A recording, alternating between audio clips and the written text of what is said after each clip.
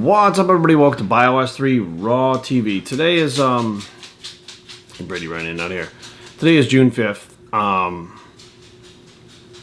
I know I've talked about this before.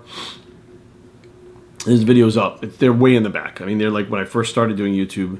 I think maybe 2012 or somewhere on there. But it's 9 years ago today that my friend Joe Pacheco committed suicide. One of my closest friends, to be honest with you. A lot of the stuff that I know about nutrition, let's back up to the beginning. I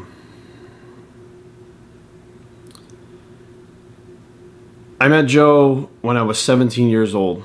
I came back from college, the Art Institute of Fort Lauderdale, for advertising and design, and I wanted to be a personal trainer. And I didn't really know what that entailed.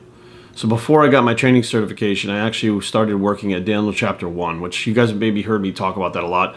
Biomolecular sports nutrition, that's what we did. And we did counseling, nutritional counseling, training, we did everything there. And it was a supplement-based program. They had their own supplements. They had pre-post, AM, PM, beta-7, liquid steel, inosine. They had all these different things that were the program. And throughout high school, my cousin Keith was on their program, and so were a lot of the Bristol high school wrestlers. And not on steroids, they were fucking crushing everybody in our area. They were just like a fucking juggernaut, and they used this program. So I started using some of the supplements. I couldn't really afford the program because you had to pay for the program on top of the supplements and stuff. And it was all expensive. I was a kid. And then one day I said, you know what? I just walked in. I said, I'm going to take all the money that I have. I'm going to join this program because I want to be big. Like, I'm not getting there on my own. I want to be big. And I walked in there and I met Joe. First day. And he had this big fucking shit-ass eating grin on his face. And he was big. He was like 265. And he was natural. He was a powerlifting competitor. And I walked in and said, I'm going to be huge. And, he said, no problem. We'll make you fucking gigantic. Fuck it. Let's get started right now. And we sat down. We went through all the statistics and printed out the program and figured out what supplements I needed. And, I gained a pound a week, 2 pounds a week. Like, I was doing all right, A couple months go by in this program. And Joe says, hey, man, me and Eric, the owner's son, Eric Figio, we're going to go work out tomorrow morning at JZack's. Do you want to go with us? I was in the afternoon, so I said, yeah, I was like, absolutely. Like, Eric was strong, Joe was big. Like, I was so happy to be included with the big guys. And so I went and I trained, and the first work I'll never forget. I wish Joe was alive to hear me say this because he used to bust my balls. So we went to train, and I had never trained with guys this strong before. They were doing like 60-pound dumbbell presses. Like, I couldn't even press like 20 pounds, right? So they put 135 on a bar to do military presses, and I take it off the rack, and they got it above my head, and I bring it down, and it gets fucking stuck on top of my head. I didn't want to let it go all the way down, so I drop it. And I'm like, "Urgh," and it was like fucking glued to the top of my head, and they're fucking laughing at me, and Joe pulls it off. And he was like, well, you're weak as fuck, but you didn't give up. Like, you almost crushed your skull with that bar, like, and they're laughing at me. And we developed this, like, relationship that was, like, kind of big brother, little brother type deal. And because Joe was a few years older than me, too. And it wasn't long after that where Joe was like, hey, do you want to work here at Daniel Chapter 1? And I was like, cool, I got to do the health food bar they had there, like making sandwiches and shit like that. But, I would be able to be around all day and learn some of the things that I wanted to learn that he knew and Jim knew. Jim Figio, the owner. And I continued to work out with Joe. Every morning we would get up and I'd pick him up and he was in Somerset, Massachusetts, and we drive down Route 6 over the bridge into Fall River, Massachusetts to train at JZack's gym. Every morning before we had to be at work at 9 o'clock in the morning. And I'd be there all day with him, and, I was just constantly trying to learn everything I could. And then, eventually I kind of went on my way and started doing personal training. And Joe actually left Daniel Chapter 1 and started Biogenics, his own company. Very similar to Daniel Chapter 1, had his own supplements and nutritional counseling and stuff. And once I heard about it, I was like, wow, it's so cool. I walked in the store and I was like, Joe, congratulations and stuff. And he was like, yeah. We were talking. He's like, do you want to be a nutritional counselor here? Like, you have what it takes now. And he gave me like my first shot at being a nutritional counselor. I was about 19 years old. No, I think I was already on the juice then. So I was about 20. I was 20 years old. And he gave me a shot. We were friends. He gave me a shot.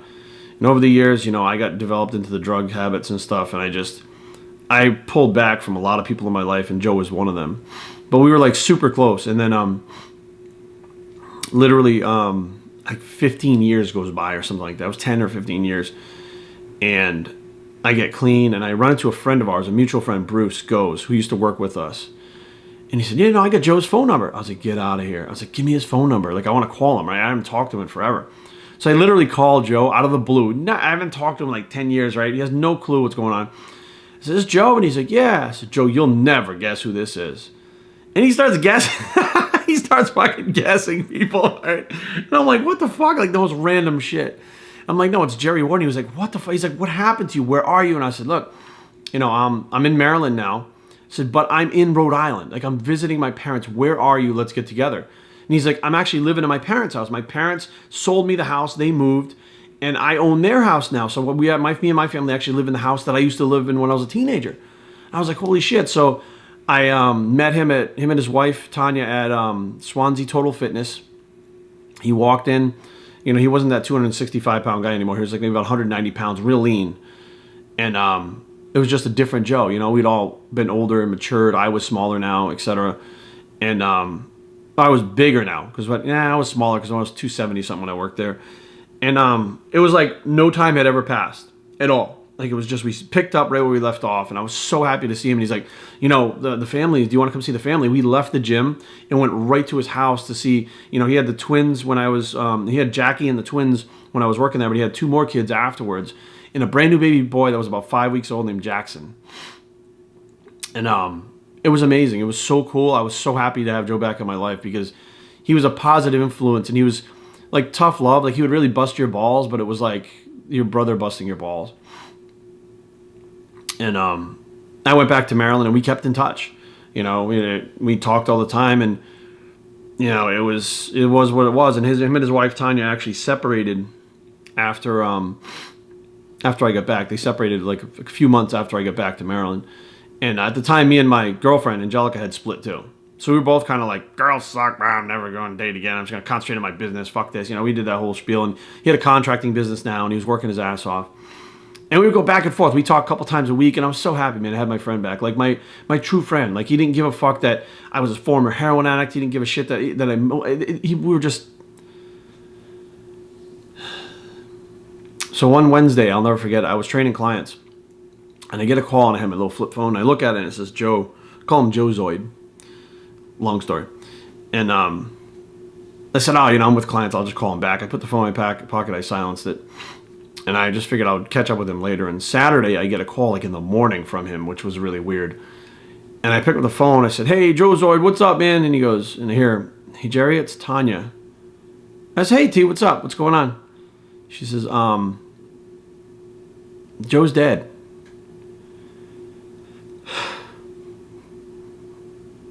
I was like, what? So I literally dropped the phone in the middle of my kitchen. Started to cry, and I picked up the phone and said, T, what the fuck is going on? And she said, we found him this morning. He hung himself. I said, okay. I said, I got to go, T. I got to go. I couldn't talk to her. I called my mom, who, to this day, my mom's still very comforting for me. When I moved away, our relationship got a lot better. When I was living in Rhode Island, me and my parents' relationship wasn't that good. And I explained to her what was going on. And I called Tanya back. I said, I'm just trying to process this. And she said, will you come home to be one of his pallbearers? I said, I'm on my way. So I called all my clients and stuff that day, like right after I got off the phone. I packed up Bruno and Nico, my 2 dogs. I put them in my car, and I drove to Rhode Island that day. And I got to my parents' house. I dropped the dogs off. I went to CT. And trying to make sense of what the fuck was going on. Like, I didn't understand. And I think the biggest thing was there was no note as to what happened. He, with his contracting business, like right before he hung himself, he made phone calls to make sure the jobs that he was doing, the contracting jobs, like the plumber was going to be there the next day. He was making sure that like the materials would be there the next day because these people, they needed their work done in their house. He made those calls and then tried to hang himself 3 times. The rope broke more than once, and finally it caught, and he succeeded, and he died. No note, in not a single word about being depressed, not a single word about killing himself, not a single sign or signal ever from him. He was just fucking gone. And I was like, I didn't know, what do you do? You know, what do you say? What do you do? It's not like somebody was on a ledge and you're trying to talk him down and then you're like, fuck, I saw this coming. Like, none of us saw it coming whatsoever. And obviously he had, you know, a lot of deep issues and problems and stuff like that going on. But, I mean, he was a good guy at heart. And everybody, and there wasn't a single person that didn't like him. They loved him. He was really loud and funny and always laughing. And he liked to make fucking jokes and make funny voices and shit. Like, he'd walk in the room and he'd be like, Jerry, come over here and check out how big my forearms are. Like, he would say shit like that. And you'd be like, the fuck? Who cares how big your forearms are? Like, wow, they're pretty big. Like, that's what, that, you know, like, that's just how he was. And I remember, you know, we did the funeral.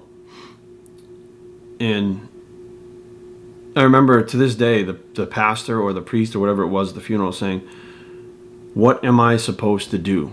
That was during the sermon. The question was, if God was here, most of us would ask, what am I supposed to do?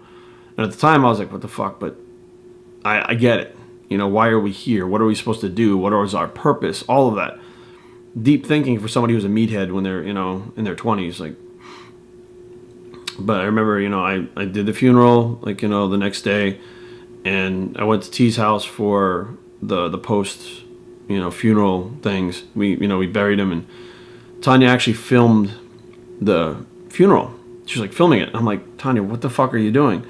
And she said, Jackson's only fucking like 5 months old, the little baby boy. She goes, he doesn't know anything about his dad except for what we're gonna tell him. She goes, but if he sees this video, he's going to understand how loved his father was by all of us. And then it made sense. You know, like, I'm like, who the fuck films a funeral? But it made perfect sense. And now Jackson's fucking 9 years old. I'm like, I'm floored when when I see pictures and stuff of them on Facebook. I'm like, holy fuck. Like, his 2 daughters are like fucking, you know, full grown now. And I'm like, holy shit. Like, I'm just like, time goes by and things change and people come in and out of your life, but like, that pain never goes away. You know, it's like a scar. You know, it scabs up, and when the scab falls off, there's a scar. And I'll have a scar for the rest of my life in my heart for Joe Pacheco, who is an amazing human being that I wish he had just reached out to someone. You know, one of us knew. None of us, like, to this point, this day, nobody knew that this was happening. They knew that he was like busy and he was stressed out because of work and stuff like that, but we didn't really know that it was going to go in this direction. So today is 9 years. Feels like it's yesterday. You know, it gets a little more manageable as the years go by, but it doesn't get easier and it doesn't go away. So, Joe Zoid, if you're up there listening and watching, we all miss you, man. We all love you. We miss you. Whatever your reasons, I don't care. I forgive you. I forgive whatever the fuck it was, because I know if you were in that much pain, you're not now. And regardless of whatever decisions you made while you were here and right up to that point, I was truly your friend. So rest in peace, Joe Zoid. I'm Bio Street, and I approve this message. And we're out.